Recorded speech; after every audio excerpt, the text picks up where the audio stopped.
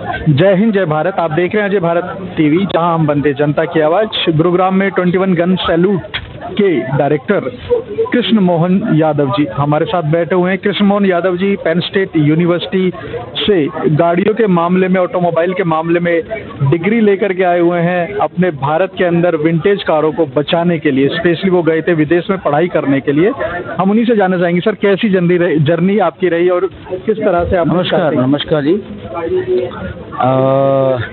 2014 में मेरे ब्रदर एक एग्जीबिशन में गए, जहाँ पे हमारे कॉलेज ने एक वहाँ पे एग्जीबिशन लगा रखी थी कि इस कॉलेज में किस किस तरह से क्या क्या फैसिलिटीज़ हैं, कैसे गाड़ियों को रेस्टोर करते हैं। तो मेरे ब्रदर मेरे लिए ब्रोशर लेके आए और बोले आप जाने की तैयारी करो।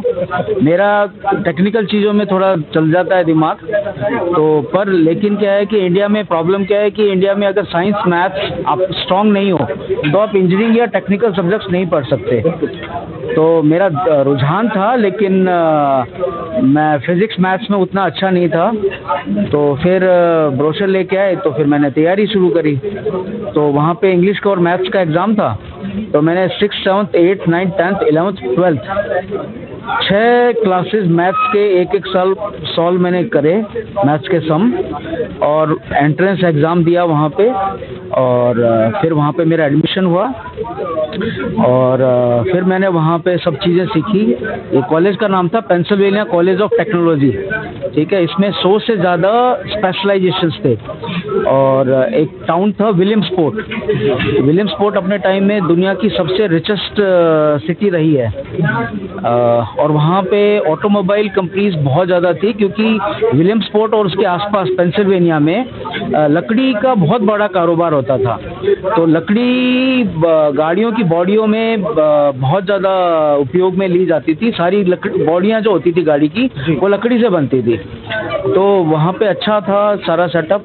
सर गाड़ियों की बात कर रहे थे, सबसे पहली कार कौन सी थी, किस कंपनी ने बनाई थी, क्या उसमें स्पेसिफिकेशन थी और उसके बाद क्या क्या मॉडिफिकेशन होते गए गाड़ी?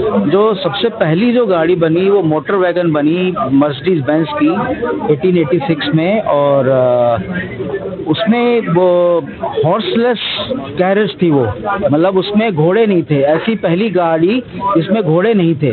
तो उसमें एक सिंपल सा सिंगल सिलेंडर का पीछे इंजन था। और बार्था बेंज जो थी उनकी, वो अभी ट्रायल पे थी गाड़ी। तो बार्था बेंज अपनी मदर को देखने के लिए उस गाड़ी को लेके गई, और वो अभी टेस्टेड नहीं थी गाड़ी, तो उसमें ब्रेक शू वगैरह कुछ नहीं थे।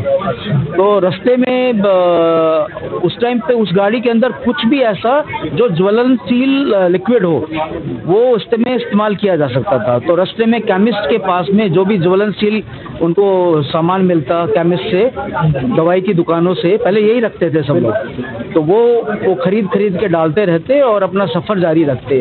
रास्ते में लोग बहुत अचंभित होते थे कि ऐसी कैसी गाड़ी बनी है जिसमें घोड़े नहीं है, और वो सोचते भाई भूत गाड़ी है। तो और इसमें ब्रेक्स नहीं थे। तो रास्ते में उन्होंने एक मोची से हेल्प ली और इसमें ब्रेक शू लगाए गए, और उसी दिन से इसका नाम ब्रेक शू पड़ गया, क्योंकि एक मोची ने उसको लगाया, तो इसलिए उसका नाम ब्रेक शू पड़ गया। और बिल्कुल सिंपल टेक्नोलॉजी की गाड़ी थी और 3 पहिए में थी। इसको मोटर वैगन बोलते हैं। और हमारे पास उसका एक वर्किंग रेप्लिका है, और हम 21 गन सैल्यूट रैली में उसको डिस्प्ले पे लगाएंगे। सर इसके अलावा आपने गाड़ियों की बात की, जैसे कि गाड़ियों के अंदर आपने बताया ABS फैसिलिटीज या इस तरह की चीजें, जो कि तो जो गाड़ियों के अंदर धीरे धीरे मतलब टेक्नोलॉजी का इस्तेमाल बढ़ता गया। पहले लाइट भी नहीं होती थी गाड़ियों में, तो फिर कार्बाइड एक स्टोन होता है, उससे गैस बनती थी, उस गैस से लाइट जलती थी। तो पहली जो लाइट बनी वो कार्बाइड गैस से बनी। कार्बाइड हमारा जो है आम पकाने के लिए इस्तेमाल होता है, और जो सिंपल वेल्डिंग होते हैं, गैस वेल्डिंग, उसमें भी कार्बाइड गैस से बनता है वो, ठीक है। उसके बाद में लाइट आई, इलेक्ट्रिक बल्ब वाली लाइटें आई, बैटरियों का इस्तेमाल हुआ गाड़ियों में, एयर कंडीशन हुआ। और एयर कंडीशन पहले बहुत बड़ा होता था, गाड़ी की पूरी डिग्गी के अंदर AC सिस्टम लगता था, तो स्पेस बहुत ज़्यादा लेता था। फिर हवाई जहाज से टेक्नोलॉजी आई, गाड़ियों के अंदर जैसे डिस्क ब्रेक है वो हवाई जहाज वाली टेक्नोलॉजी है, ठीक है। और इसके अलावा बाकी जैसे वर्ल्ड वार के बाद में, वर्ल्ड वार 2 के बाद में जितने भी अमेरिकन गाड़ीज के डिज़ाइन थे उनमें सब में फिन्स आए।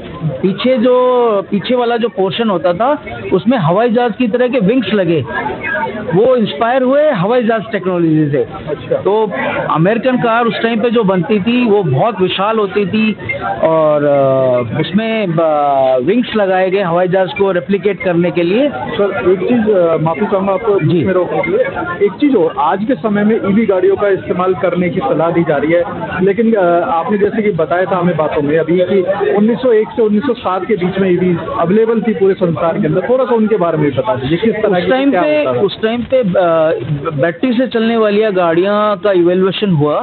और आप अगर देखोगे तो आज जो गाड़ियां हैं अब इनमें नई टेक्नोलॉजियां बहुत कम आ रही हैं। वो बहुत बढ़िया कंपनी है, वो जरूर नई टेक्नोलॉजी का विकास निरंतर कर रही है, लेकिन बाकी सब गाड़ियों में देखोगे तो सब में सिमिलर सी टेक्नोलॉजी है। पर पहले के टाइम में मतलब उन 100 सालों में टेक्नोलॉजी में बहुत ज़्यादा विकास हुआ। और जैसे इलेक्ट्रिक व्हीकल की बात करें तो उसमें बेसिक बैटरी से उन्होंने 100 किलोमीटर की रेंज की इलेक्ट्रिक गाड़ियां बना ली थी उस समय में। और पेट्रोल पंप पे बैटरी स्वाइप की है ना, वो वहाँ पे फैसिलिटी थी। पूरी की पूरी बैटरी जो होती, बोनट खोला जाता और पूरी की पूरी बैटरी रिप्लेस कर दी जाती अगले 100 किलोमीटर के लिए, या चार्जिंग स्टेशन भी होते थे वहाँ पे जगह जगह ताकि चार्ज की जा सके। इवन टैक्सी तक आई थी ईवी के अंदर। पर पेट्रोल लॉबी जो है उन्होंने धीरे धीरे उसको मार्केट को पूरे को खत्म कर दिया। आज ईवी फिर से आ रही है, तो आज क्या लगता है पेट्रोल लॉबी फिर से हावी हो पाएगी? नहीं, देखो पेट्रोल की इशू है कि केवल पॉल्यूशन वाला है इशू, ठीक है, पर पेट्रोल अभी अगले 100 साल तक खत्म नहीं होगा, ठीक है ना। अभी ईवी जो आ रही है, ईवी के अपने इशू हैं, क्योंकि बैटरियां जब खत्म हो जाती हैं या बैटरी की लाइफ जब पूरी हो जाती है तो वो एक बहुत बड़ा कचरा बनता है। अभी किसी भी देश ने उस कचरे को निपटाने के लिए कोई फैसिलिटी नहीं बनाई है, ठीक है, तो वो कचरा एक बड़ी समस्या है, ठीक है। पर हमारा पोल्यूशन नहीं होता, ठीक है, और इलेक्ट्रिक पे गाड़ी चल रही है और फ्यूल इफिशिएंट है, इस चक्कर में ईवी ज़्यादा प्रमोट हो रही है। पर अभी इंडिया भी और विदेशों की कंपनियां भी हाइड्रोजन पे भी काम कर रही हैं और नई टेक्नोलॉजी और विकसित हो रही है। लगता है आपको कि आने वाले समय में हाइड्रोजन एक कारगर फ्यूल हो पाएगा गाड़ी? हाँ, हाइड्रोजन टेक्नोलॉजी थोड़ी महंगी है और अभी पॉपुलर नहीं है, इसलिए ज़्यादा महंगी है।